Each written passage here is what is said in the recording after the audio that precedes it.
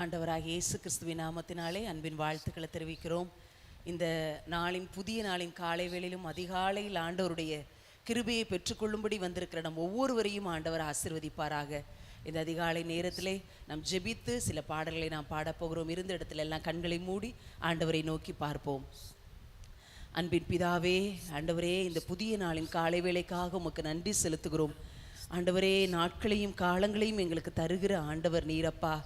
இந்த ஜூலை மாதத்தின் 1ஆம் தேதி துவங்கி இந்த 31ஆம் தேதி வரைக்கும் உம்முடைய கிருபை எங்களை தாங்கி நடத்தினபடினால் உமக்கு ஸ்தோத்திரம். குறைவின்றி நடத்தினீங்கப்பா. ஆண்டவரை நேர்த்தியாய் நடத்தினீங்க அப்பா. ஊழியத்தின் பாதையிலே, தனிப்பட்ட வாழ்க்கையிலே, குடும்பத்திலே கர்த்தர் நடத்தி வந்த எல்லா பாதைகளையும் நினைத்து நாங்கள் ஆண்டவரே இந்த மாதத்தின் இறுதி நாளிலே உமக்கு நன்றி செலுத்துகிறோம். இந்த நாளிலும் எங்களுடைய இருதயம் நன்றியால் நிரம்பி இருக்கட்டும் அப்பா. ஆண்டவரை நன்றி பலி செலுத்துகிறவர்களா எங்களை மாற்றுவீராக அப்பா. இப்பொழுதும் ஆண்டவரே இந்த காலை நேர தியானம் எங்களுக்கு ஆசீர்வாதமாக இருக்கட்டும். துவக்கம் முதல் முடிவு வரைக்கும் உம்முடைய கிருபை இருக்கட்டும். இயேசுவின் மூலம் ஜெபிக்கிறோம் நல்ல பிதாவே, ஆமேன் ஆமேன். ஆண்டவர் நமக்கு செய்திருக்கிற நன்மைகள் ஒன்றல்ல இரண்டல்ல, அத்தனை நன்மைகளை செய்திருக்கிறார். ஆயிரமான நன்மைகளை செய்திருக்கிற ஆண்டவரை இந்த மாதத்தின் இறுதி நாளிலே நன்றியு நிறைந்த உள்ளத்தோடு ஆயிரம் நன்மைகள் நீர் எனக்கு செய்தீர் என்று கைகளை தட்டி அந்த பாடலை நாம் பாடுவோம். ஆயிரம் நன்மைகள் அனுதினம் என்னை சூழ்ந்திட, கிருபையும் இரக்கமும் அன்பும் கொண்டீரே. ஆயிரம் நன்மைகள் அனுதினம் என்னை சூழ்ந்திட, கிருபையும் இரக்கமும் அன்பும் கொண்டீரே. நல்ல எபினேசரா என்னை நடத்தி வந்தீரே. நன்றி சொல்ல வார்த்தை இல்லையே. நல்ல எபினேசரா என்னை நடத்தி வந்தீரே. நன்றி சொல்ல வார்த்தை இல்லையே.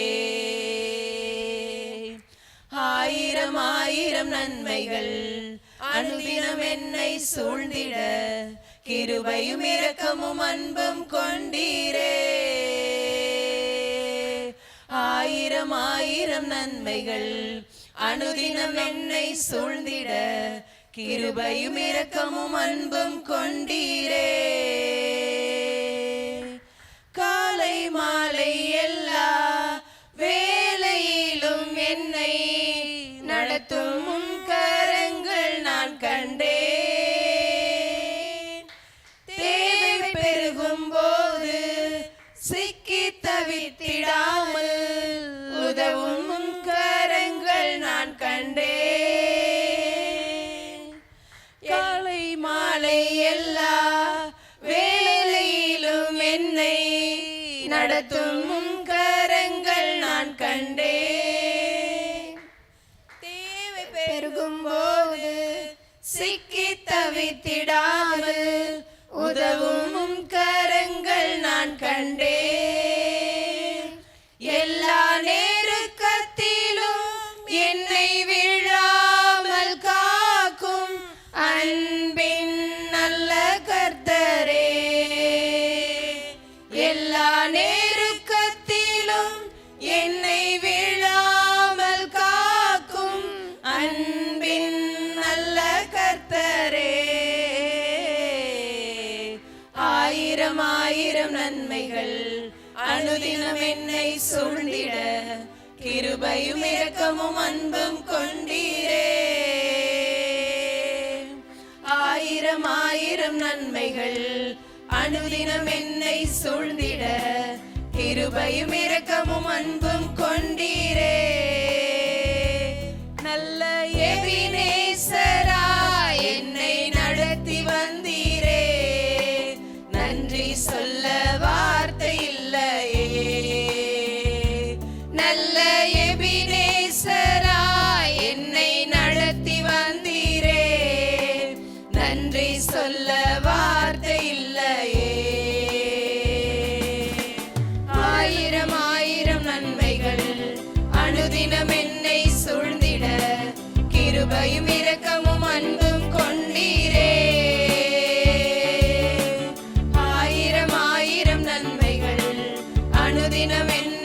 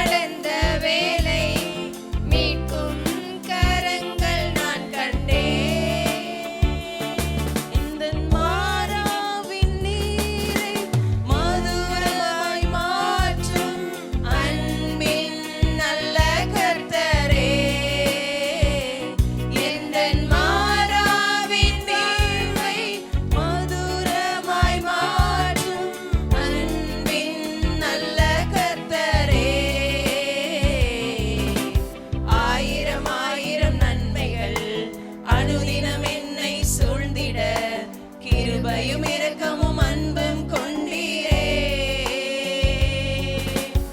ஆயிரம் ஆயிரம் நன்மைகள் அனுதினம் என்னை சூழ்ந்திட கிருபையும் இரக்கமும் அன்பும் கொண்டீரே. மரண பள்ளத்தாக்கில் நான் நடந்த வேளை மீட்கும் கரங்கள் நான் கண்டேன். வாழி நின்ற வேளை மடிந்திடாது என்னை தாங்கும் கரங்கள் நான் கண்டேன். மரண பள்ளத்தாக்கில் நான் நடந்த வேளை மீட்கும் கரங்கள் நான் கண்டேன். வாடி நின்ற வேளை மடிந்திடாமல் என்னை தாங்கும் கரங்கள் நான் கண்டேன். எந்தன் மாறாவின் வாழ்வை மதுரமாய் மாற்றும் அன்பின் நல்ல கர்த்தரே. எந்தன் மாறாவின் வாழ்வை மதுரமாய் மாற்றும் அன்பின் நல்ல கர்த்தரே. ஆயிரம் ஆயிரம் நன்மைகள் அனுதினம் என்னை சூழ்ந்திட கிருபையும் இரக்கமும் அன்பும் கொண்டீரே. ஆயிரம் ஆயிரம் நன்மைகள் அனுதினம் என்னை சூழ்ந்திட கிருபையும் இரக்கமும் அன்பும் கொண்டீரே.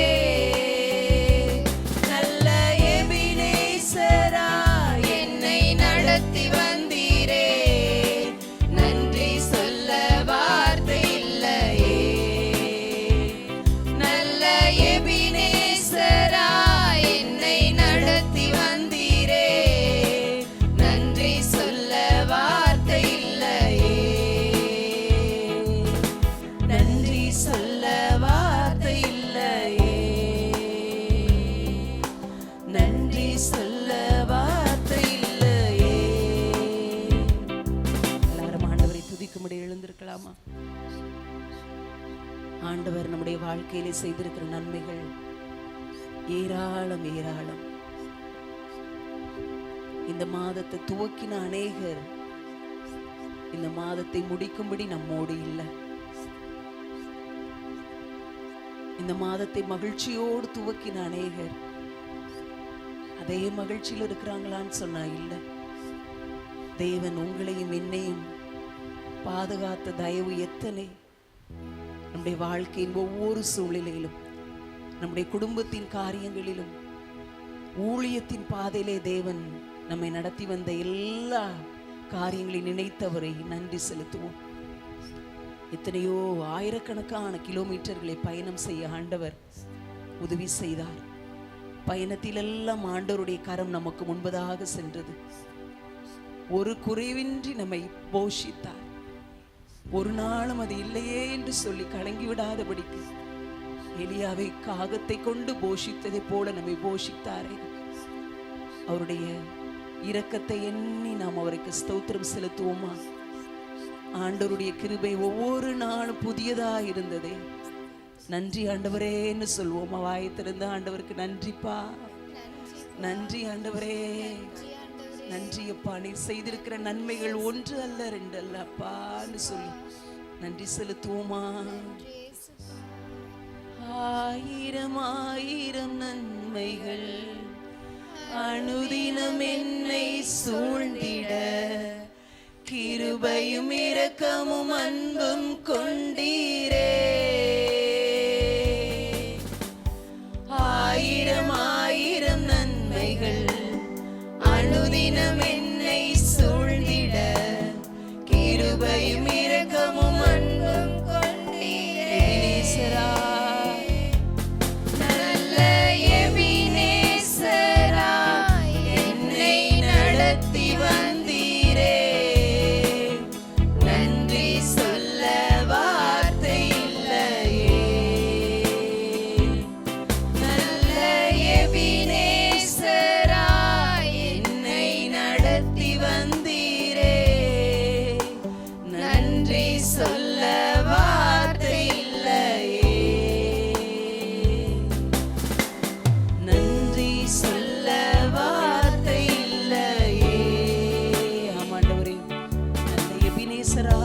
நடத்தி வந்தீர்.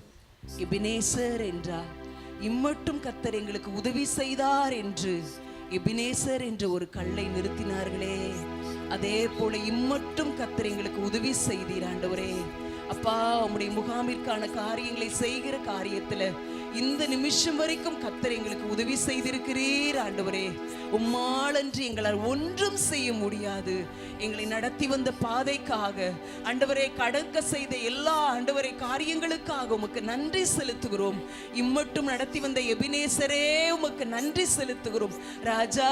நீர் செய்த நன்மைகள் எங்க வாழ்க்கையில எண்ணி முடியாதப்பா. நாங்கள் நன்றி பலிகளை ஏறெடுத்து ஆண்டவரே எங்களை கைகளை கூப்பி நாங்கள் உம்முடைய பாதத்தில் தொழுது கொள்ளுகிறோம் சுவாமி. நன்றி ராஜா.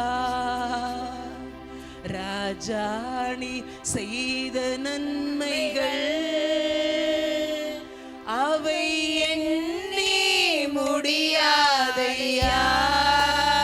சொல்லுவோமா? ராஜா, நீ செய்த நன்மைகள்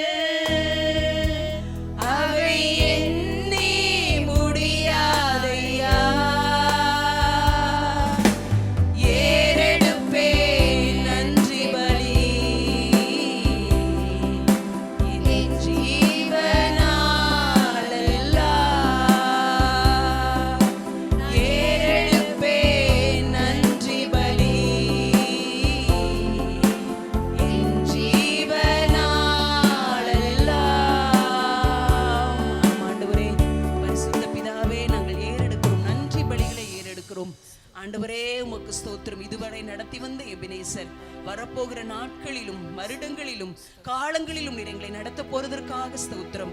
பயப்படாதே, நான் உனக்கு துணை நிற்கிறேன், திகையாதே, நான் உன் தேவன் என்று சொன்ன ஆண்டவர் எங்கள் வலதுகரத்தை பிடித்து நடத்துவீராக. என் சமூகம் உனக்கு முன்பாக செல்லும் என்று சொன்ன ஆண்டவருடைய ஆண்டவரே, உம்முடைய சமூகத்திற்கு பின்பதாக நாங்கள் நடந்து வர எங்களை அர்ப்பணிக்கிறோம் அப்பா. பராக்கிரமசாலியே, பயப்படாதே, நான் உன்னோடு கூட இருக்கிறேன் என்று சொன்ன ஆண்டவரே, சிறுபிள்ளை என்று உன்னை நீ சொல்லாதே, நான் உன்னோடு கூட இருக்கிறேன், உன் வாயிலே என் வார்த்தைகளை அருளுவேன் என்று சொன்ன ஆண்டவருடைய கரத்தில் எங்களை அர்ப்பணிக்கிறோம். தொடர்ந்து உம்முடைய நாமம் மகிமைப்படட்டும். இயேசுவின் மூலம் வேண்டிக் கொள்கிறோம் பிதாவே, ஆமென், ஆமென். எல்லாரும் அமர்ந்து கொள்ளலாம்.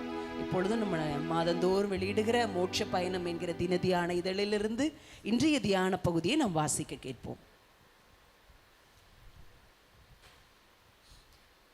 புகழ்ச்சியில் பூரிப்பா. மனுஷனுக்கு அவனுக்கு உண்டாகும் புகழ்ச்சியே சோதனை. நீதிமொழிகள் 27:21. தமிழ்நாட்டில் உள்ள டோனா ஊரில் பெண்களுக்கென ஆசிரமத்தையும் பெண் சமுதாயத்தில் மிகப்பெரிய மறுமலர்ச்சியையும் கொண்டு வந்தவர் ஏமி கார்மைக்கேல் அம்மையார். அவர் 1867 1951 அயர்லாந்தில் பிறந்து தமிழ்நாட்டில் 55 ஆண்டுகள் பணியாற்றிய ஒரு முன்னோடி கிறிஸ்தவ பெண் மிஷனரி ஆவார். தேவதாசி முறையிலிருந்து குழந்தைகளை மீட்டு திருநெல்வேலி மாவட்டம் டோனா ஊரில் ஆயிரக்கணக்கான குழந்தைகளுக்கு புகலிடமும் கல்வியும் அளித்தார். தன் வாழ்நாள் முழுவதும் சொந்த நாட்டிற்கு திரும்பாமல் தன் 83வது வயதில் இந்தியாவில் காலமானார்.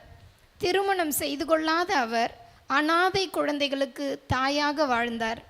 அவர் தன் வாழ்வில் நடந்த ஒரு நிகழ்வை கீழ்கண்டவாறு கூறினார்.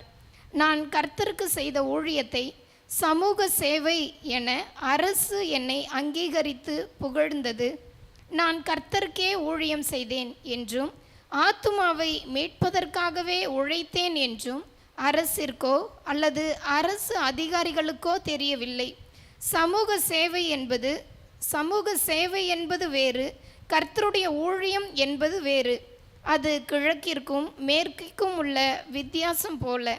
இருப்பினும் அரசு அலுவலகத்திலிருந்து வந்த பாராட்டுக்கள் என் உள்ளத்தில் மனுஷீக புகழ்ச்சியின் பூரிப்பை கொண்டு வர முயன்றதை கண்டேன். கேடுபாடு நிறைந்த என் மாம்சம் அந்த புகழ்ச்சியில் சற்றே தள்ளாடி விட்டது.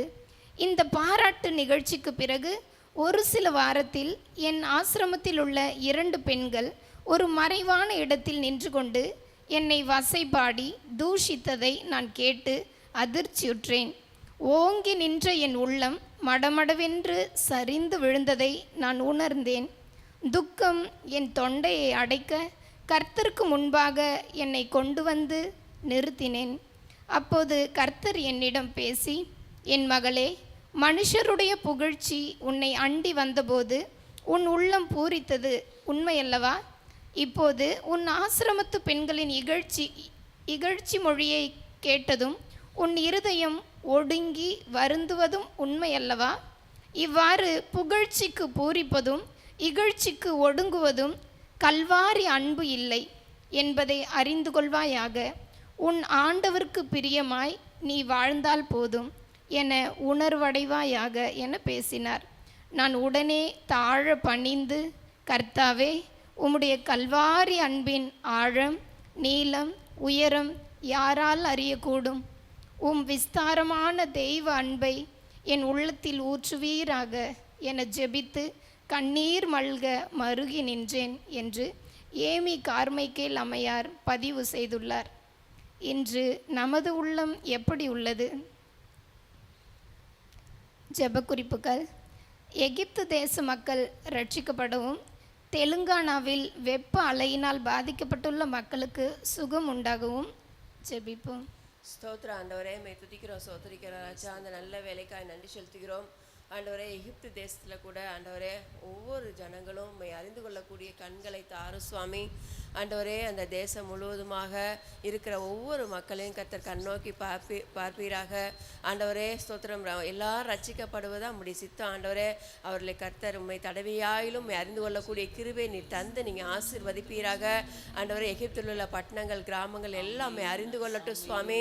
ஆண்டவரே, நன்றியோடு மெய் துதிக்கிறோம். அவர்களுக்காகவே நீ 2000 வருஷங்களுக்கு முன்பாக மரித்தீரேப்பா ஆண்டவரே. அப்பா, 3ஆம் நாள் உயிரோடு இன்றைக்கும் அவர்கள் மத்தியில் நீங்கள் இருக்கிறீங்களேப்பா. அதை அறிந்து கொள்ள, அதை புரிந்து கொள்ள ஆண்டவரே அவங்க மனக்கண்களை ஆண்டவரே நீ திறந்தள்ளுவீராக. அவங்க இருதயங்கள் உம்முடைய வார்த்தைக்கு நேராக திருப்பப்படட்டும். அவங்க செவிகள் உம்முடைய வார்த்தையை கேட்கட்டும்ப்பா. அப்படிப்பட்ட கிருபையில தந்து அந்த எகிப்து தேசம் முழுவதுமாக நீ ரட்சித்து ஆண்டவரே அவர்களை ஆண்டவரை உண்மை காணும்படி ஆண்டவரை கிருபை தரும்படியாய் ஜெபிக்கிறோம்ப்பா. கர்த்தாவே ஸ்தோத்திரம். நீங்கள் பொறுப்படுத்திக் கொள்ளுங்க. நீங்கள் அந்த ஜனங்களை ஆண்டவரே சந்தித்து உம்முடைய வார்த்தையை அவர்கள் ஆண்டவரை கேட்கத்தக்கதாக பெரிய காரியங்களை அங்கே செய்ய போதுக்காக எமக்கு நன்றி செலுத்துகிறோம். ஆந்திராக்கா ஜெபிக்கிறோம். ஆந்திராவில் கூட அதிக வெப்பநிலை காணப்படுதுன்னு சொல்லி பார்க்குறேமேப்பா. ஆண்டவரே கர்த்தாவே, தயவா இறங்குவீராக. ஆண்டவரே, வெப்பம் தணியக்கூடிய கிருபை தருவீராக. ஆண்டவரே, கால சூழ்நிலை மாற்றுகிற தேவனப்பா. ஆண்டவரே ஸ்தோத்திரம்மால் கூடாத காரியம் ஒன்றுமே இல்லையப்பா. இந்த வெப்பத்தினால அநேக ஜனங்கள் பாதிக்கப்பட்டிருக்காங்கன்னு சொல்லி பார்க்குறேமேப்பா. கர்த்தாவே, தயவா இந்த சூழ்நிலையை மாற்ற உம்மால் முடியும். மாற்றுங்க ஏசப்பா. நல்ல குளிர்ச்சியான ஆண்டவரே நல்ல ஒரு மலை ஆண்டவரே மலைத்தாட்சி கர்த்தர் மலைத்தாட்சியை தந்து நீங்கள் ஆசீர்வதிப்பீராக. நல்ல மழையை தந்து அந்த மக்கள் மகிழும்படி, விவசாயிகள் மகிழும்படி, தண்ணீர் பஞ்சம் நீங்கும்படி கர்த்தர் நல்ல மழையை தந்து நீங்கள் ஆசீர்வதிப்பீராக. ஆண்டவரே ஸ்தோத்திரம். நீர் அப்படி செய்யப்போதுக்காக நன்றி செலுத்துகிறோம். பெரிய காரியங்களை செய்யுங்க. இயேசுவின் நாமத்தில் ஜெபிக்கிற நல்ல பிதாவே, ஆமென். ஆண்டவர் நம் ஜெபத்தை கேட்டதற்காக கரங்களை தட்டி நன்றி சொல்வோம். விருதுநகர் பணித்தளம் பின்மாற்றத்தில் இருக்கும் குமார் என்ற சகோதரரின் குடும்பம் மீண்டும் தேவ அன்பிற்குள் கட்டப்படவும் ஆகஸ்ட் 15ஆம் தேதி வாலிபர் முகாமிற்கு அரசாங்க அனுமதி மற்றும் காவல்துறை ஒத்துழைப்பு கிடைக்கவும் ஜெபிப்போம். ஸ்தோத்திர ஆண்டவரே, உமக்கு நன்றி செலுத்துகிறோம். ஆண்டவரே, குமார் என்ற சகோதரனுடைய குடும்பத்திற்காக நாங்கள் ஜெபிக்கிறோம். உம்மை ஏற்றுக்கொண்டு ஆண்டவரே சற்று பின்மாற்றத்தில் இருக்கிற அண்ணனை, அவருடைய குடும்பத்தை கர்த்தர் தொடுவீராக என்று சொல்லி ஜெபிக்கிறோம். எந்த மனுஷனையும் பிரகாசிப்பிக்கிற மெய்யான ஒளி நீங்க தான் ஆண்டவரே. முடிவு பரியந்தம் நடத்த உம்மால் மட்டுமே கூடும் சுவாமி. இன்றைய நாளில் நாங்கள் ஜெபிக்கிறது நிமித்தம் ஆயிரக்கணக்கான மக்கள் இந்த பத்திரிகை வாசித்து அவருக்காக ஜெபிக்கிறது நிமித்தம் இன்றைய நாளில் சுவிசேஷத்தின் ஆண்டவரே ஒளி மீண்டும் அவர் மீது படட்டும் அப்பா. ஆண்டவரே, அவருடைய ரட்சிப்பின் சந்தோஷத்தை இந்த நாளில் மீண்டும் புதுப்பித்து ஆண்டவரே அவருடைய வாழ்க்கை நிலைத்திருக்கிற வாழ்க்கையாய் ஆண்டவரே செடியாயும் இடத்துல நிலைத்திருக்கிற வாழ்க்கை வாழும்படி சகோதரருடைய குடும்பத்திற்கு கர்த்தர் கிருபை அருளுவீராக என்று சொல்லி ஜெபிக்கிறோம். அந்த நித்திய ஜீவனை சுதந்திரித்துக் கொள்ளக்கூடிய கிருபைகளை தாங்க முகாமுக்காக ஜெபிக்கிறோம். ஆண்டவரே, முகாமிற்குரிய அரசு ஆண்டவரே காவல்துறை எல்லா இடத்திலும் ஆண்டவரே எங்களை அவர்களுடைய கண்களிலெல்லாம் எங்களுக்கு தயவு கிடைக்க செய்யுங்க. இந்த காரியங்களிலெல்லாம் கர்த்தர் எங்களுக்கு முன்பதாக செல்லுங்க. எங்களை பார்க்கிறவர்கள் எங்களில் உண்மை கண்டு ஆண்டவரே தேவ தயவு மனுஷர் தயவினால் ஆண்டவரே எங்களை நிரப்பி இந்த காரியங்களுக்காக ஆண்டவரே ஒரு ஸ்டெப் முன்னாடி எடுத்து வைக்கும் போது அப்பா நீங்க காரியங்களை வாய்க்க செய்வீராக என்று சொல்லி ஜெபிக்கிறோம். இன்றைய நாள் அதற்குரிய ஏதாவது ஒரு காரியங்கள் அதற்காக எங்களுடைய ஊழியர்கள் ஸ்டெப் எடுப்பாங்கன்னு சொன்னா தேவன் அந்த காரியத்துல சந்திக்க போகிற அதிகாரியுடைய அறைக்குள்ளாக நாங்கள் செல்வதற்கு முன்பதாகவே சென்று விடுங்கப்பா.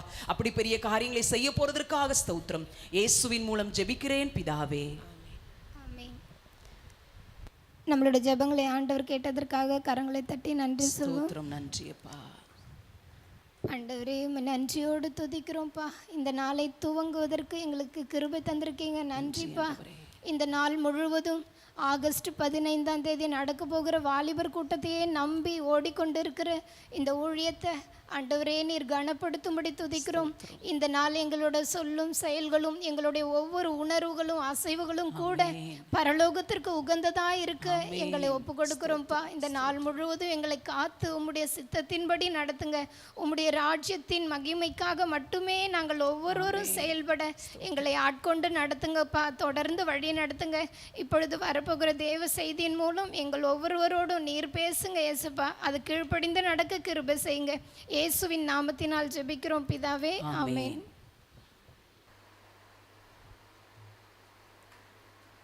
வேதாகமத்திலே மறைந்திருக்கிற நட்சத்திரங்கள், சூப்பர் ஸ்டார்ஸை தேடிக்கொண்டிருக்கிறோம். இவர் நமக்கு ஒவ்வொரு நாளும் ஒரு பாடங்களை கற்றுக் கொடுத்து கொண்டிருக்கிறார்கள். புதிய ஏற்பாட்டிலே நமக்கு பல பெயர்கள் கொடுக்கப்படுகிறது. கிறிஸ்தவர்கள் என்று சொல்லி ஜனங்கள் ஒரு பேர் வைக்கிறாங்க. இயேசு கிறிஸ்து சீஷர்கள் அப்படின்னு ஒரு பேர் வைக்கிறார். பரிசுத்தவான்கள் அப்படின்னு ஒரு பேர் உண்டு. இன்னொரு பேர் என்ன அப்படின்னு சொன்னால், என் உடன் போர்ச்சேவகன் அப்படின்னு பவுல் சிலரை குறித்து ஒரு வார்த்தையை சொல்லுவார். சோல்ஜர் அப்படின்னு சொல்லி ஒரு வார்த்தை இருக்கும். திமோத்தியுக்கு அப்போஸ்தலனாகிய பவுல் எழுதும்போது 2 தீமோத்தேயு 2ஆவது அதிகாரத்தில் அங்கே சொல்லுவார் 2:3 நீயும் இயேசு கிறிஸ்துவுக்கு நல்ல போர்ச்சேவனாய் தீங்கு அனுபவி அப்படிங்கிற ஒரு வார்த்தையை சொல்லுகிறார்.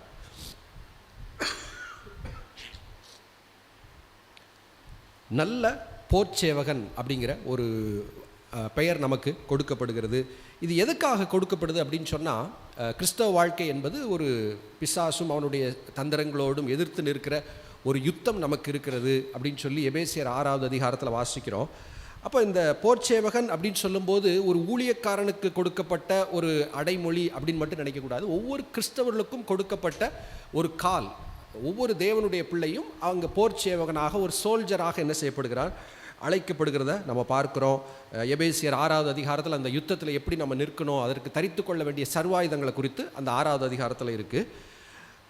இதில் ஒரு அடிப்படை என்ன அப்படின்னா, இப்போ பழைய ஏற்பாட்டில் பார்க்கும்போது போர்ச்சேவகர்கள் அப்படின்னா என்ன, எப்படி யுத்தத்தில் செயல்படணும் அப்படிங்கும்போது பழைய ஏற்பாட்டில் நிறையா மாதிரிகள் இருக்கிறத பார்க்கலாம், ஆவிக்குரிய மாதிரிகள். ஒருவேளை தாவீது கோலியாத்தை வீழ்த்துகிற ஒரு சம்பவம், அதை இன்றைக்கி ஒவ்வொரு காலங்களிலும் புதிய ஏற்பாட்டு சபையிலே தியானிக்கிறோம். நம்முடைய ஊழியத்தில் எனக்கு தெரியும், இன்றைக்கி இருக்கிற நல்ல அநேக ஊழியர்கள் உருவாவதற்கு ஒரு காரணம் என்ன அப்படின்னா, எனக்கு ஞாபகம் 30 வருஷத்துக்கு முன்னாடி டேவிட் கணேசன் அண்ணன் இந்த 1 சாமுவேல் 17 தாவீது எப்படி கோலியாத்தை வீழ்த்தினான் அப்படிங்கிற ஒரு இதை டேவிட் அண்ணன் அதை விளக்கின விதங்கள். இன்றைக்கி சபைகள் சும்மா நிற்கிற போர்ச்சேவர்களை போல் இருக்கிறாங்க, அதில் நீங்களும் நானும் தாவீதை போல் எழும்பணும் அப்படின்னு சொல்லி செய்த பிரசங்கங்களில் அநேக ஊழியர்கள் எழும்பியிருக்கிறார்கள். அல்லேலூயா. அப்போ அதெல்லாம் பழைய ஏற்பாட்டில் உள்ள நல்ல மாதிரிகள். இந்த போர்ச்சேவகன் என்று சொல்லியிருக்கிற நம்முடைய ஆவிக்குரிய வாழ்க்கைக்கு மாதிரிகள் நிறைய பைபிளில் பழைய ஏற்பாட்டில் நிறையா இருக்கிறாங்க. இன்றைக்கி அப்படிப்பட்ட ஒரு போர்ச்சேவர்கள் சிலரை குறித்து பார்க்க இருக்கிறோம். தாவீதை குறித்து நமக்கு நன்றாக தெரிகிறது. ஆனால் அந்த ஒருவேளை மறைந்திருக்கிற நட்சத்திரங்களை போன்ற இருக்கிற ஒரு சிலரை உங்களுக்கு இன்றைக்கி நான் காண்பிக்க விரும்புகிறேன். இவர்களுடைய பட்டியல் எங்கே இருக்குது அப்படின்னு சொன்னால், தாவீதோடு இருந்த பராக்கிரமசாலிகள் அப்படின்னு சொல்லி 1 நாளாகமம் 11ஆவது அதிகாரத்தில் 10 47 வரைக்கும் இருக்குது. 2 சாமுவேல் 23 8 39 வரைக்கும் 2 பட்டியல் அங்கே கொடுக்கப்பட்டிருக்கிறத நம்ம பார்க்கலாம். அதிலிருந்து இன்றைக்கி என்ன நம்ம கற்றுக்கொள்ளலாம், அந்த நல்ல போர்ச்சேவகனாக நம்ம அழைக்க ஆண்டவர் அழைத்திருக்கிறாரே, அதற்கு அவர்கள் நம்ம கற்றுக் கொடுக்குற அது என்ன அப்படின்னு சொல்லி என்ன செய்ய போகிறோம், நம்ம பார்க்க போகிறோம். ஒரு நிமிடம் ஜெபிப்போம். ஆண்டவரே, மக்கள் நாங்கள் நன்றி செலுத்துகிறோம். இந்த அதிகாலை வேளையிலே தேவ சமூகத்தில் ஆண்டவரே வந்து நிற்கிற, அமர்ந்திருக்கு, ஜெபிக்க, ஆண்டவரை ஆராதிக்க கர்த்தர் எங்களுக்கு கொடுத்த கிருபைக்காக நன்றி செலுத்துகிறோம். உங்களுடைய பிரசன்னத்தின் ஆசீர்வாதம் நிறைவு இங்கே வந்திருக்கிற ஒவ்வொருவருக்கும், இந்த வார்த்தையை ஆன்லைனில் டிவியில் கேட்டுக்கொண்டிருக்கிற ஒவ்வொரு மேலும் உங்களுடைய கிருபை வருவதாக என்று சொல்லி நாங்கள் ஜெபிக்கிறோம். இயேசுவின் நாமத்தில் பிதாவே, ஆமேன். யுத்தம் அப்படின்னு வரும்போது பழைய ஏற்பாட்டில் நான் சொன்னேன், தாவீது கோலியாத்தை வீழ்த்திய சம்பவம் அப்படின்னு ஒன்று இருக்குது. இன்னும் பழைய ஏற்பாட்டில் நிறைய யுத்தங்களில் தேவனுடைய ஜனங்கள் ஜெயித்ததை எழுதியிருக்கு. ஓகே, இதில் ஒரு அற்புதத்தை கொஞ்சம் யோசிச்சிங்கன்னா ஒரு அற்புதம் இருக்கிறத பார்க்கலாம். என்ன அற்புதம் அப்படின்னு சொன்னால், இங்கே இருக்கிற எல்லாருமே நம்ம என்ன செய்கிறோம், பைபிளை ரசித்து வாசிக்கிறோம். தாவீது கோலியாத்தை வீழ்த்தினதை பார்க்குறோம். இதை வாசிக்கும் போது நமக்குள்ளே ஏதாவது சண்டை குணங்கள் வருகிறதா? அடிக்கணும்டா, தாவீதை மாதிரி அவன் பக்கத்து வீட்டுக்காரனை அடிக்கணும், கல்லை வச்சு அவன் நெத்தியில் அடிக்கணும், இப்படி ஏதாவது எண்ணங்கள் வருகிறதா? இல்லை. அதுதான் நான் சொல்ல வர்றேன். இது வந்து இட்ஸ் எ மிராக்கிள். பைபிள் வாசிக்கிறோம், அதாவது பெற்றோர் யோசிப்பாங்க, பிள்ளைகள் என்ன புக்கு படிக்கிறான், ஐயோ இந்த புக்கு படிக்கிறானா, இப்படி எதுவும் ஆயிடக்கூடாது அப்படின்னு. ஒரு புக்கு ஒரு மனிதனை இன்ஃப்ளூயன்ஸ் பண்ணோம், இந்த சினிமாவை பார்க்குறான், ஒரே சண்டை படத்தை பார்க்குறான், சண்டைக்காரன் ஆயிடக்கூடாது அப்படின்னு யோசிக்கிறதை போல ஒருவேளை பைபிளில் நிறைய சம்பவங்கள் யுத்தங்களை குறித்துலாம் எழுதப்பட்டிருக்குது. இதை வாசிக்கிற ஒரு கிறிஸ்துவின் சீஷன், அங்கே இருக்கிற, நான் மறுபடியும் சொல்லுகிறேன், ஒரு அற்புதம். பரிசுத்தாவில் நிறைந்து வேதத்தை வாசிக்கும் போது நான் சொன்னேன், தாவீது கோலியாத்தை வீழ்த்திய சம்பவங்கள் இந்த ஊழியத்தின் வளர்ச்சியிலே தேவன் பயன்படுத்திய ஒரு வேத பகுதின்னு சொன்னேன். அந்த பகுதியை படித்து நம்ம யாருமே என்ன செய்யலை, அடிதடிக்கு வரணும்டா, நம்ம கம்பு எடுக்கணும், அப்படி வீராப்பு அப்படிலாம் நமக்குள்ளே வராது. அதை வாசிக்கும் போது மனிதர்களோடு சண்டை போடணுங்கிற எண்ணமே வராது. மாறாக வேதத்தை வாசிக்க வாசிக்க இன்னும் சாந்தம் உள்ளவர்களாய், அமைதல் உள்ளவர்களாய், ஒரு கன்னத்தில் அடித்தால் மறு கன்னத்தை காண்பிக்கிறவர்களாக நம்ம மாறுகிறோம். அல்லேலூயா. இது கிறிஸ்துவின் ஆவியை பெறாதவர்களுக்கு புரியாத ஒரு விஷயமா இருக்கு. என்னடா பைபிள் ஏதோ சண்டைன்னு போட்டிருக்கு, யுத்தங்கிறாங்க, ஊர் ஊராக போய் தீ வச்சு கொளுத்துறாங்க, இவங்கெல்லாம் யாரோ அப்படின்னு சொல்லி, இதை கிறிஸ்துவின் ஆவி இல்லாதவனுக்கு என்ன செய்யாது, வேதாகமம் என்பது விளக்கப்பட்ட ஒரு கனியாக புரியாததாக இருக்கும். ஆனால் கிறிஸ்து இயேசுவுக்குள் இருக்கிற நமக்கு வேதத்தின் ஒவ்வொரு சம்பவங்களும் ஒவ்வொரு பகுதிகளும் யாராக இருந்தாலும் அவர்கள் ஏதாவது ஒன்றை நமக்கு கற்றுக் கொடுத்து கொண்டே இருப்பார்கள். இப்போ நான் சொன்னேன், இன்றைக்கி ஒரு போர் சேவகர்களுடைய ஒரு பட்டியலை பார்க்க போகிறோன்னு சொன்னேன். இதை பார்த்ததுனால நமக்குள்ள என்ன வராது, நான் சொன்ன வீராப்பு அப்படின்னு சொல்லுவோம்ல, அடிக்கணும், யாரையாவது பார்த்தா நான் அவனை சாத்தணும்டா அப்படிங்கிற எண்ணங்கள்லாம் வராது. மாறாக கிறிஸ்துவின் சுபாவங்கள் உருவாகிறது வேதாகமத்தின் ஒரு அற்புதமாக நான் பார்க்கிறேன். சரி, 1 நாளாகமம் 11 முதல்ல எடுத்து வைத்துக் கொள்வோம்.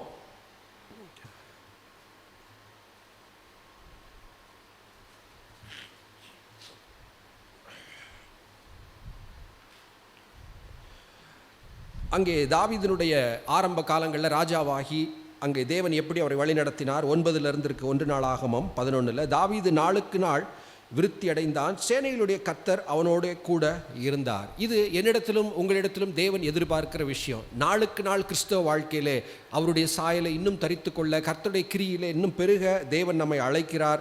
இது எப்படி முடியும்? சேனைகளின் கர்த்தர் அவனோடு கூட இருந்தார். ஒரு ஆவிக்குரிய யுத்தம் இருக்கிறதே, பிசாசும் அவனுடைய தூதர்களும் இருக்கிறார்களே, பயப்பட வேண்டியதில்லை. ஏன்? சேனைகளுடைய கர்த்தர் என்ன செய்கிறார்?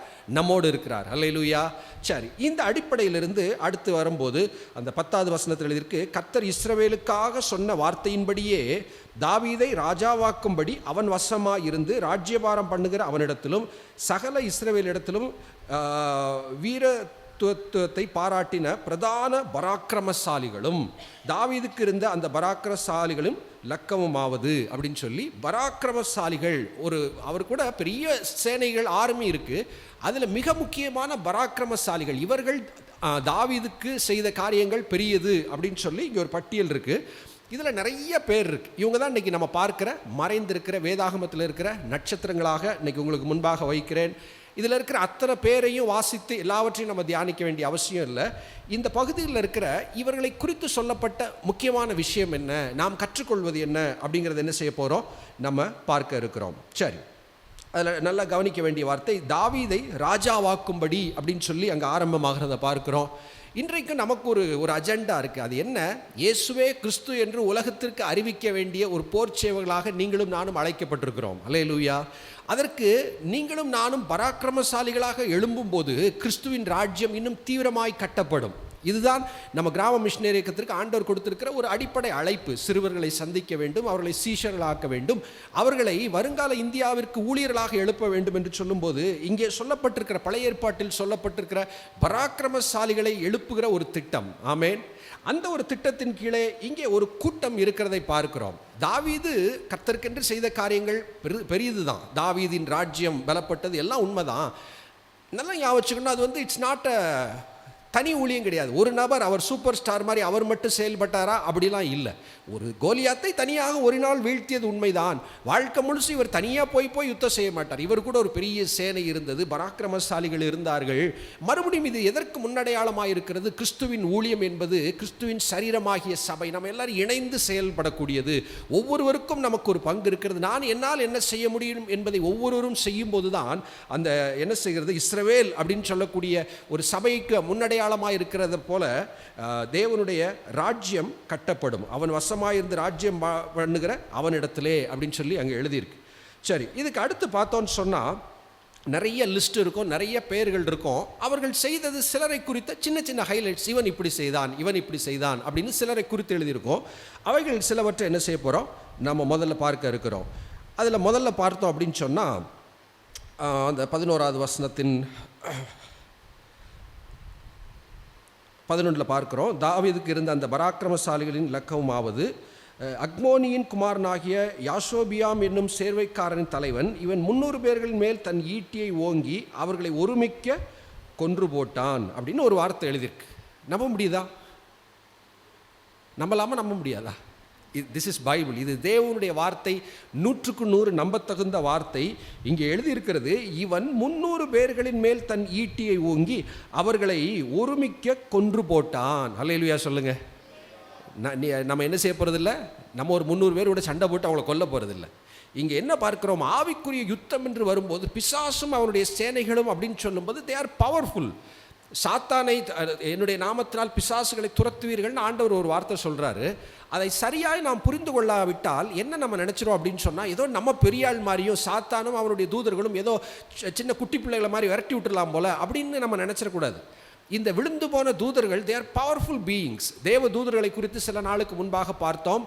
ஒரு தேவதூதனுடைய வருகையிலே பூமியே பிரகாசித்ததுன்னு ஒரு தூதனை குறித்து எழுதியிருக்கு, இயேசு கிறிஸ்துவை குறித்து அல்ல. அப்போ தூதர்கள் என்பவர்கள் சாதாரணமானவர்கள் அல்ல.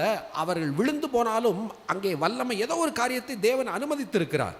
பூமியில் இருக்கிற இன்னைக்கு அனைத்து ஜனங்களுடைய மனக்கண்களை குருடாக்குகிற வல்லமை இந்த பிசாசு கூட்டத்திற்கும் இருக்கிறது.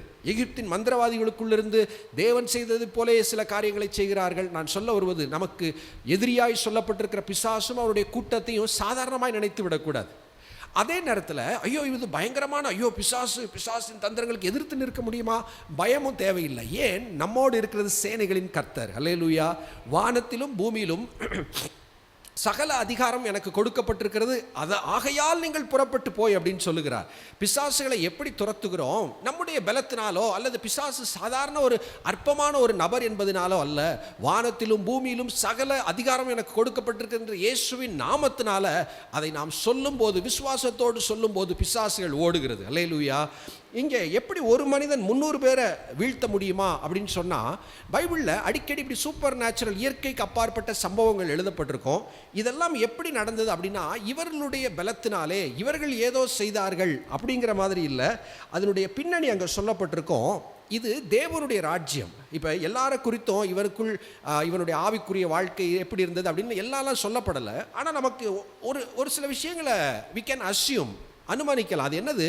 தாவீது என்கிற ஒருவன் ராஜா மட்டுமல்ல, யுத்த வீரன் மட்டுமல்ல, அவன் ஆண்டவரை துதித்து தேடுகிற ஒரு பரிசுத்தவான் என்பது தெரியும்.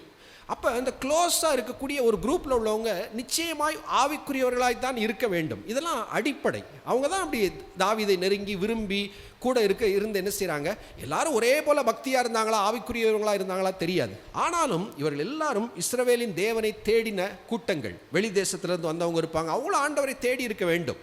அப்போ இவருடைய அடிப்படை என்ன? இப்படி 300 பேரை இது பண்ண முடியுமா அப்படிங்கிற கேள்விக்கு பதில் பலத்தினாலும் அல்ல, பராக்கிரமத்தினாலும் அல்ல, என் ஆவியினால் ஆகும் என்று சொல்லப்பட்ட வேதாகமத்தின் ஒரு அடிப்படை. சாதாரண நபர்கள் தான், சாதாரண கிதியோன் தான். என் குடும்பத்தில் நான் அற்பமானவன், என்னுடைய குடும்பம் ரொம்ப சின்னது அப்படின்னு சொல்லி ஒரு கிதியோனை போல நாம் இருந்தாலும், உன்னை அனுப்புகிறவர் நான் அல்லவா? எப்படி அனுப்புகிறார்? அவருடைய ஆவியை நமக்குள் ஊற்றி நம்மை அனுப்புகிறார். அல்லேலூயா. கிறிஸ்துவின் போர்ச்சேவகன் என்கிற ஒரு அடிப்படை எங்கே இருந்து உருவாகிறது? நான் ஒரு ஸ்ட்ராங் பர்சனாலிட்டியா, நான் பயப்படாமல் இருப்பேன், நான் எங்கள் குடும்பத்தில் எல்லாருமே நாங்கள் தைரியமாக இருப்போம், அதை குறித்தெல்லாம் இங்கே இடமே இல்லை.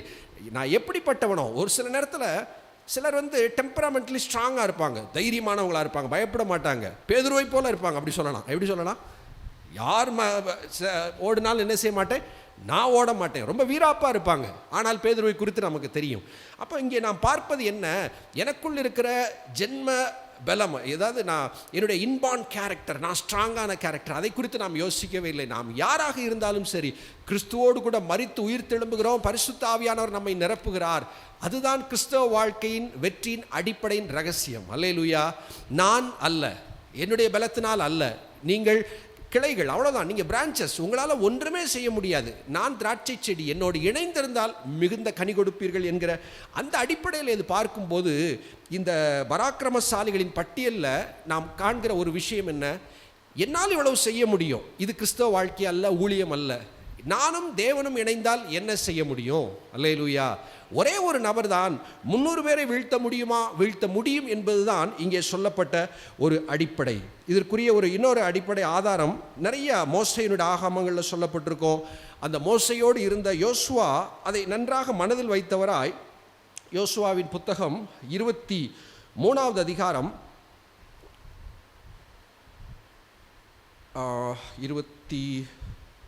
23:10 அவர் சொல்லக்கூடிய வார்த்தையை கவனிங்க. உங்களில் ஒருவன் 1000 பேரை துரத்துவான். அல்லேலூயா.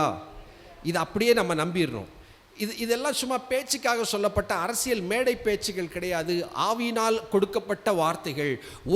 ஒருத்தரை ஜெயிக்கலாம், 2 பேரை வேணால் ஜெயிக்கலாம் அப்படிங்கிற இந்த உலகத்தில் ஒருவேளை 5 பேர் அடிக்கிறதுக்கு பராக்கிரமசாலியாக இருக்கலாம், அவ்வளவுதான். அதுக்கு மேலாம் தாங்க முடியாது.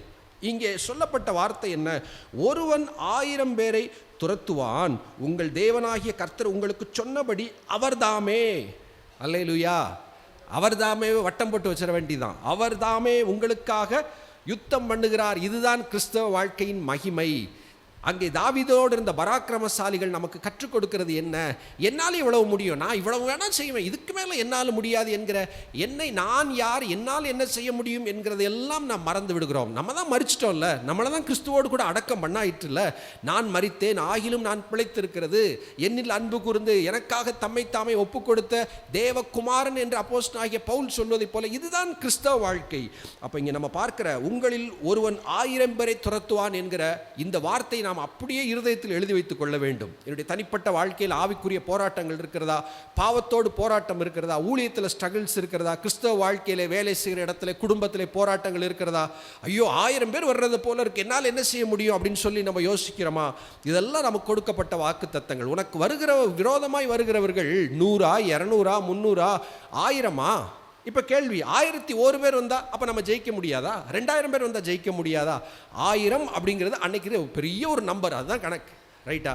அப்போ இது நமக்கு சொல்லுகிறது என்ன, நமக்கு என்ன பலன் இருக்கிறதோ இல்லையோ அதை குறித்து கவலை இல்லை.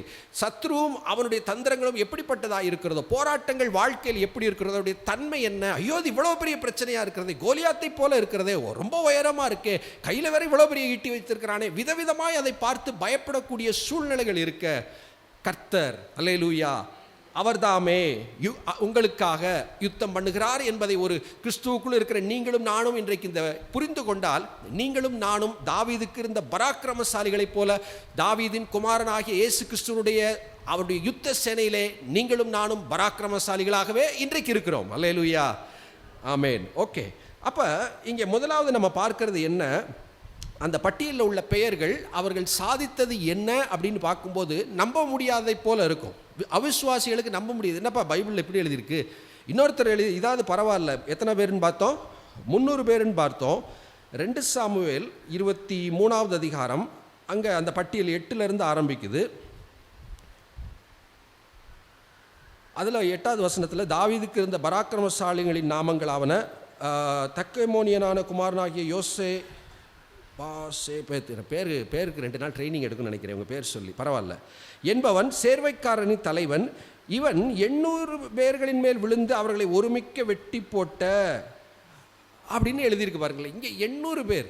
மறுபடியும் சொல்லுகிறேன், 300 ஆகட்டும், 800 ஆகட்டும், 1800 ஆகட்டும், எண்ணிக்கைகள் ஒரு பக்கம் இருக்கட்டும், கர்த்தர் எவ்வளவு பெரியவர் என்பதுதான் இங்கே காரியம். நான் யார், என்னால் என்ன முடியும் என்பதை எல்லாம் மறந்து விடுகிறோம்.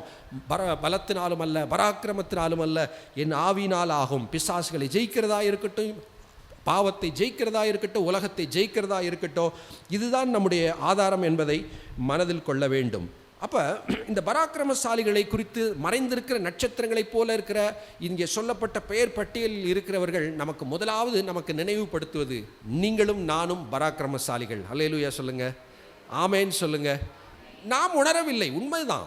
அங்கே கிதியோனை போல வி ஃபீல் ஸ்மால், அதுதான் உண்மை. என்னை பார்த்தா நான் ஐயோ என்னால் என்ன அப்படின்னு தான் தோணுகிறது. ஆனால் வசனத்தை வாசிக்கும் போது பரிசுத்த ஆவியானவர் நமக்கு சொல்லிக் கொடுக்கிறது என்ன, நீ யார் என்பதல்ல, உன்னை அழைத்த அவர்தாமே என்கிற அந்த வார்த்தையில் தான் நம்முடைய வாழ்க்கையின் வெற்றி இருக்கிறது என்பதை பரிசுத்த ஆவியானவர் நினைவுபடுத்துகிறார். மறுபடியும் 1 நாளாகமம் 11 எடுத்து வைத்துக்கொள்வோம்.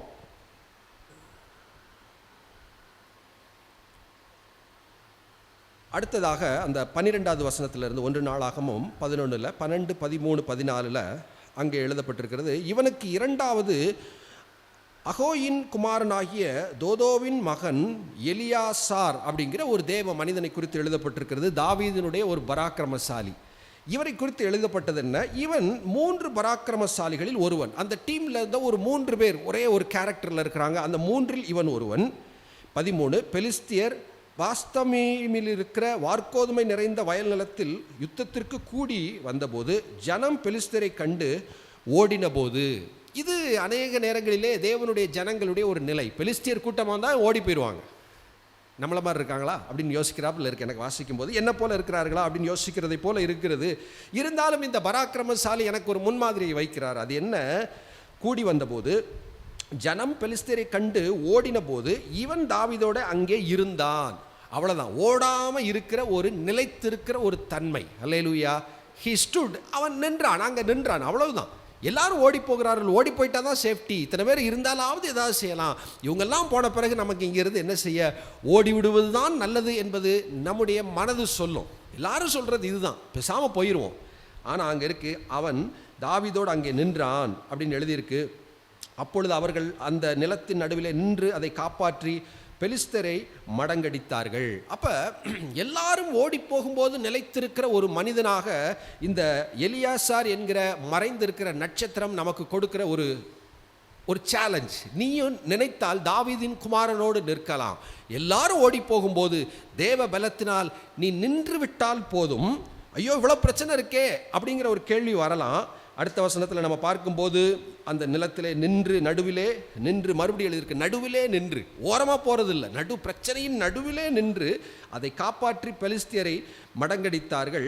அதனாலே கர்த்தர் பெரிய ரட்சிப்பை நடப்பித்தார்.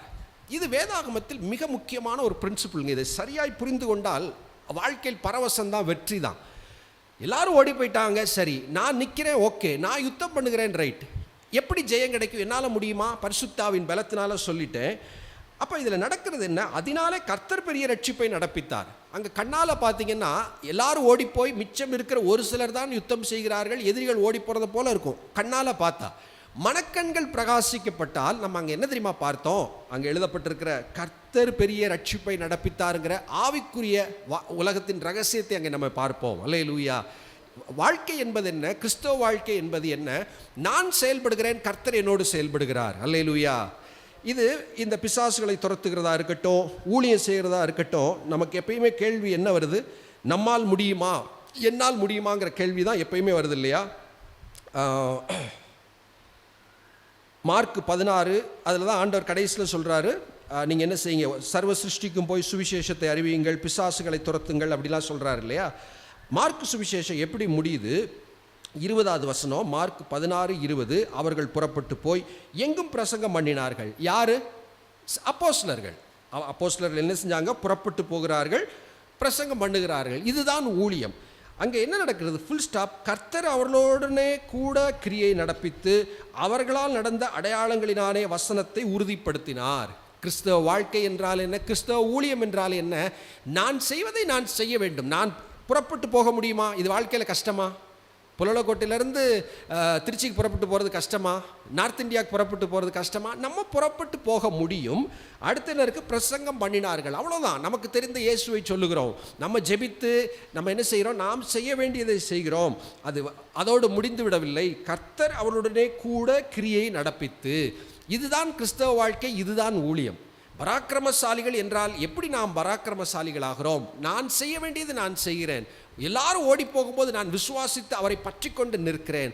அவர் என் மூலமாக கிரியைகளை நடப்பித்து வசனத்தை உறுதிப்படுத்தினார். ஆமேன் என்கிற அழகான வார்த்தையோடு மார்க் சுவிசேஷம் முடிகிறது. அல்லேலூயா. அப்போ இந்த பராக்கிரமசாலிகள் நமக்கு நினைவுபடுத்தி கற்றுக் கொடுக்கக்கூடிய மிக முக்கியமான விஷயம், நிலை நிற்க வேண்டும். முடிவு பரியந்தம் நிலைத்திருக்கிறவனே ரட்சிக்கப்படுவான் அப்படின்னு ஆண்டவர் வார்த்தையை சொல்லுகிறார். அப்படி என்றால் என்ன? முடிவு பரியந்தம் நிலைத்திருக்காதபடி நம்மை வீழ்த்துவதற்கு பிசாசு முயற்சிக்கிறான். கிறிஸ்தவ வாழ்க்கையில் எங்கோ பின்மாற்றம் அடைந்து விடுவது, ஊழியம் என்று இருக்கிறதா அதை விட்டு ஓடிவிட நம்மை செய்வது, இது அவன் எடுக்கிற முயற்சி. அதை பற்றி நமக்கு கவலை இல்லை. நம்மோடு கூட கர்த்தர் இருக்கிறார் என்று இந்த பராக்கிரமசாலிகள் எல்லாரும் நமக்கு என்ன செய்கிறாங்க? உணர்த்துகிறார்கள். இந்த தாட் இன்னொரு அந்த 2 சாமுவேல் 23லையும் அந்த ஒரு இருக்குது, அதை லேசாக வாசிச்சுட்டு ஒன்று இருக்க. 2 சாமுவேல் 23வது அதிகாரம்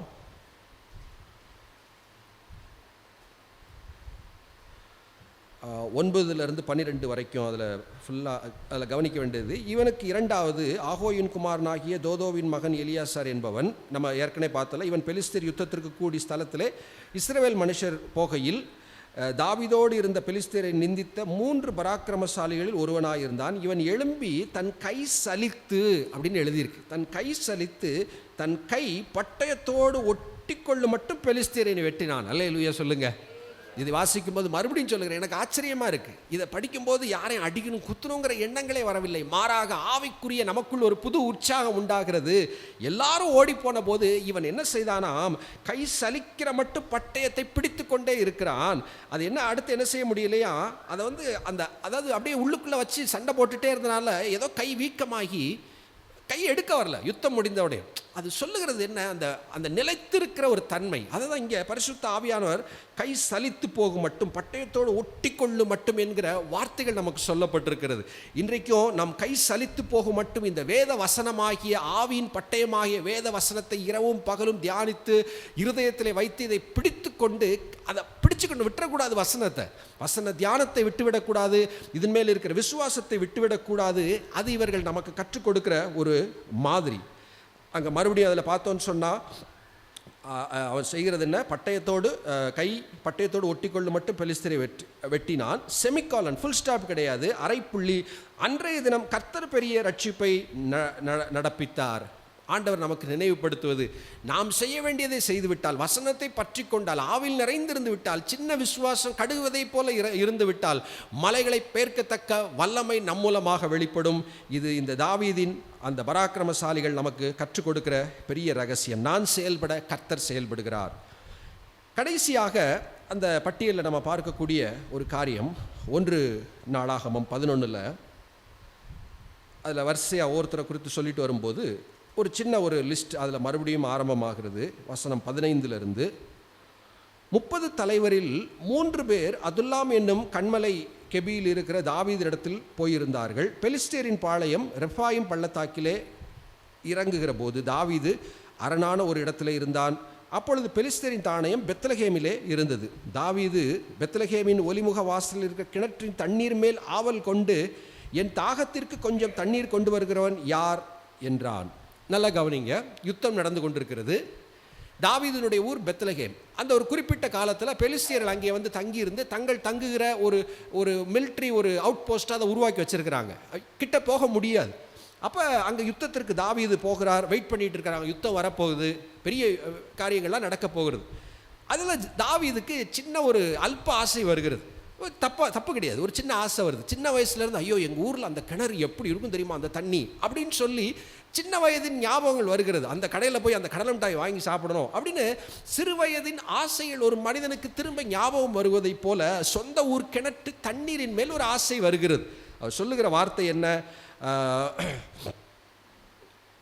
ஓகே, ஆவல் கொண்டு என் தாகத்திற்கு கொஞ்சம் தண்ணீர் கொண்டு வருகிறவன் யார் என்று சொல்லுகிறார். தாவீது இங்கே என்ன கேட்கல, யாராவது போய் எனக்கு அந்த தண்ணியை பிடிச்சிட்டு வாங்கப்பான்னு உறுதியாய் சொல்லவில்லை. ஏன்? அங்கே இருப்பதுன்னே எதிரிகள் இருக்கிறார்கள். யுத்தம் வரப்போகிறது. யுத்தம் முடிந்து ஜெயித்து ஒருவேளை அந்த தண்ணீரை குடித்து கொள்ளலாம். இப்போலாம் முடியாது.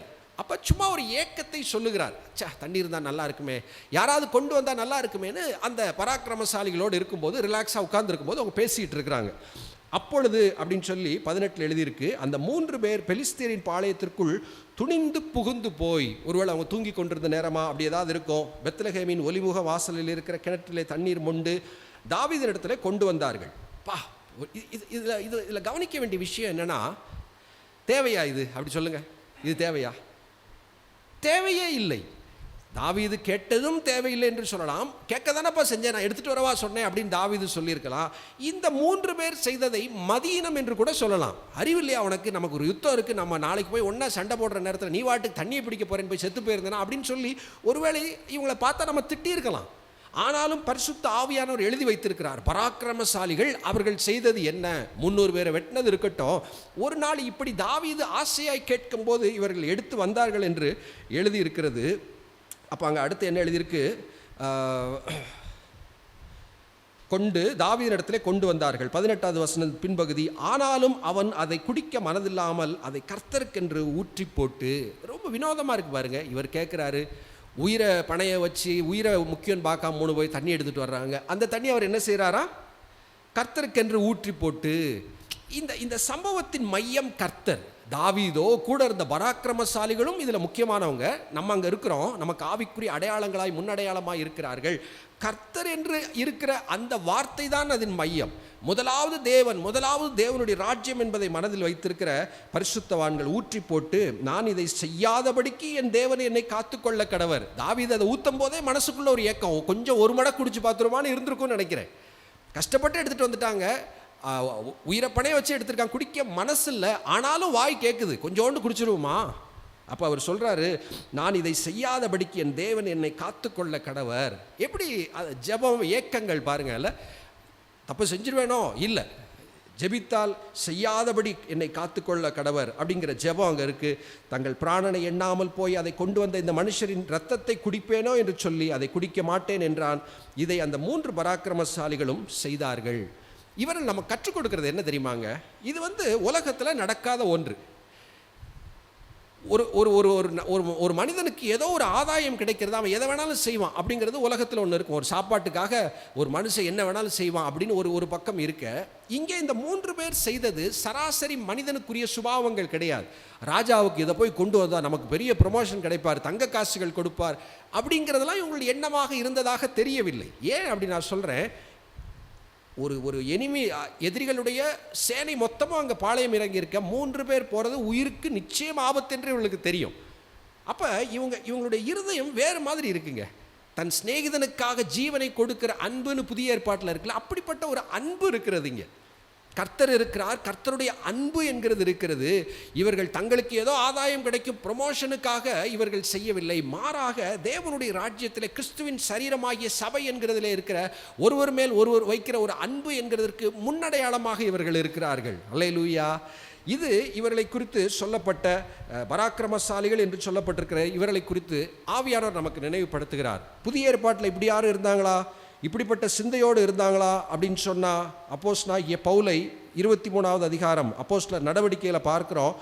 அங்கே ஒரு தீர்க்க தரிசனம் வருகிறது, நீ எருசலேமுக்கு போனால் உன்னை பிடித்து விடுவார்கள், சிறையில் அடைத்து விடுவார்கள், சித்திரவதை செய்யப்படுவாய் அப்படிலாம் வருது. தீர்க்க தரிசனம் சொல்லுகிறார்கள், உண்மைதான் சொல்கிறாங்க. பவுல் அதை சரியாக எடுத்துக்கொள்ளுகிறார். இதை கேட்டு நான் திரும்ப வேண்டுமா, இதன் மத்தியிலே நான் செல்ல வேண்டுமா என்கிற காரியத்தை தீர்மானித்து, இதை தேவன் எனக்கு தெரியப்படுத்துகிறார், நான் அதற்கு ஆயத்தமாகணும், இப்படிலாம் இருக்குது, அதன் மத்தியில் நான் போக வேண்டும் என்கிற ஒரு முழு நிச்சயத்தோடு இருக்கிறார். சுற்றி இருக்கிறவங்களாம் ரொம்ப கவலைப்பட்டு அழுவாங்க, ஐயோ அண்ணே போகாதீங்க அப்படின்னு ரொம்ப கவலைப்படுவாங்க. அப்போ அவர் சொல்லக்கூடிய வார்த்தை,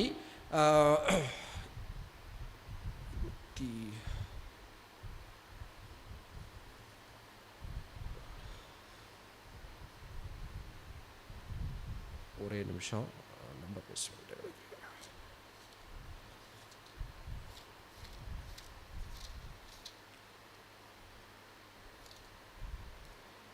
21வது அதிகாரம் அப்போஸ்தலர் 13. அதற்கு பவுல், நீங்கள் அழுது என் இருதயத்தை ஏன் உடைந்து போக பண்ணுகிறீர்கள்? எப்பயுமே அழுதுறக்கூடாது நம்ம டபக்குன்னு. என்ன அப்போஸ்தலனாகிய பவுலை கூட நம்ம என்ன செஞ்சிடலாம் போல், அவர் ஐயோ எல்லாரும் அழுகிறாங்களே ஏதோ பிரச்சனை போலன்னு அவர் கூட ஒரு பயப்பட வச்சுருவோம் போல், நம்ம அழாமல் இருக்கணும் போல் சில சூழ்நிலைகளில். சரி, அழுது என் இருதயத்தை ஏன் உடைந்து போக பண்ணுகிறீர்கள்? எருசலேமிலே நான் கர்த்தராகிய இயேசுவின் நாமத்திற்காக கட்டப்படுவதற்கு மாத்திரமல்ல. இங்கே என்ன தீர்க்க தரிசனம் இன்னைக்கு அகபு மூலம் வந்திருக்கு அப்படின்னு சொன்னால், கட்டப்படுவாய், ஜெயிலில் ஒன்றை போட்டுருவாங்க, போகாதங்கிறாங்க. பவுல் சொல்லக்கூடிய வார்த்தை என்ன? கட்டப்படுவதற்கு மாத்திரமல்ல, மரிப்பதற்கும் ஆயத்தமாக இருக்கிறேன். அல்லேலூயா. மரிச்சா ஏதாவது கிடைக்குமா? ப்ரமோஷன் கிடைக்குமா? ஏதாவது 1 லட்ச ரூபா கிடைக்குமா? மரித்த பிறகு எதுக்கு? இது வேறங்க. இது உலக மனிதர்கள் ஒரு காரியத்தை எதற்காக செய்கிறார்கள் என்பதற்கும், தேவனுடைய பராக்கிரமசாலிகள் எதற்காக ஒன்றை செய்கிறார்கள் என்பதற்கும் முற்றிலும் அது வடக்குக்கும் கிழக்குக்கும் உள்ள வித்தியாசம், வானத்திற்கும் பூமிக்கும் உள்ள வித்தியாசம். நோக்கங்களே வேறு. அன்பு, ஜீவனை கொடுக்கிற அன்பு. இயேசு கிறிஸ்து என்னை நேசித்தனால் ஜீவனையே கொடுத்த அன்பு என்றதை சொன்னாரே, அந்த அன்பு எனக்குள் கிரியை செய்யும் போது இப்படிப்பட்ட அர்ப்பணிப்புகள் உருவாகிறது. தாவீதுக்கு இப்படி போய் தண்ணீரை தேவையில்லாமல் எடுத்துக்கொண்டு வர முடியுமா? தண்ணீர் பிரச்சனை அல்ல, அதை தாவீது குடித்தாரா அனுபவித்தாரா என்பது பிரச்சனை இல்லை. ஜீவனையும் கொடுக்கிற ஒரு அன்பு இந்த பராக்கிரமசாலிகள் நமக்கு நினைவுபடுத்துகிறார்கள். எழுந்திருந்து கண்களை மூடி ஆண்டவருடைய சமூகத்திலே நம்மை அர்ப்பணிப்போம்.